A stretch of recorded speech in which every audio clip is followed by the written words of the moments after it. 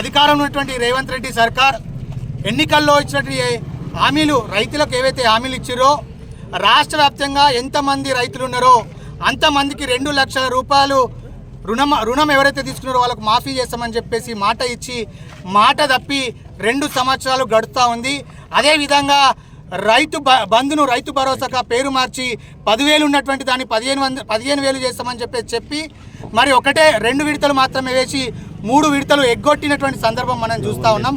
అదేవిధంగా ఈరోజు యూరియాను కేసీఆర్ గారు ముఖ్యమంత్రిగా ఉన్నప్పుడు యూరియా కొరత లేకుండే, కానీ రేవంత్ రెడ్డి ముఖ్యమంత్రి అయిన రోజునప్పటి నుంచి రాష్ట్ర వ్యాప్తంగా యూరియా కొరత మనకు కనబడతా ఉంది. అదేవిధంగా యూరియా కోసం, రైతు బంధు కోసం, రైతు రుణమాఫీ కోసం కాంగ్రెస్ ప్రభుత్వాన్ని రేవంత్ రెడ్డిని ఎక్కడైనా ప్రశ్నిస్తే వాళ్ళ మీద అక్రమ కేసులు బనాయించి రైతులను జైలుకు పంపిస్తూ ఉన్నారు.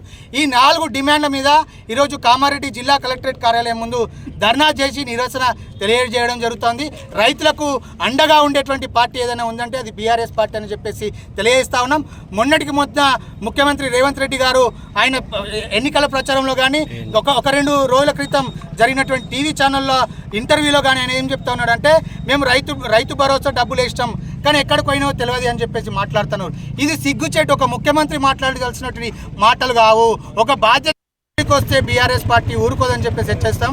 ఇప్పటికీ అదేవిధంగా రాష్ట్ర వ్యాప్తంగా ఉన్నటువంటి రైతులు అన్ని వర్గాల ప్రజలకు మేము పిలుపునిస్తూ ఉన్నాం.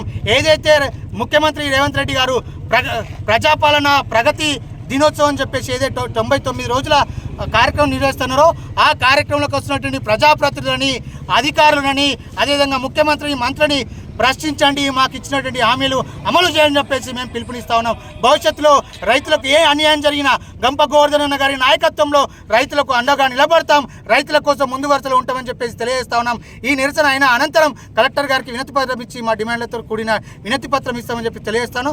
భవిష్యత్తులో రైతులకు కానీ ఇంకెవరికి ఏ ఆపద వచ్చినా బీఆర్ఎస్ పార్టీ ముందు వరుసలో ఉంటారని చెప్పేసి తెలియజేస్తాను. ఈ 4 డిమాండ్లు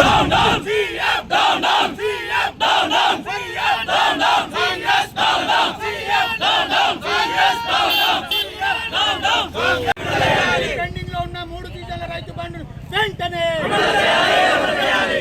రైతులకు కావాల్సిన యూరియా బస్తాన్ని అందుబాటులో వెంటనే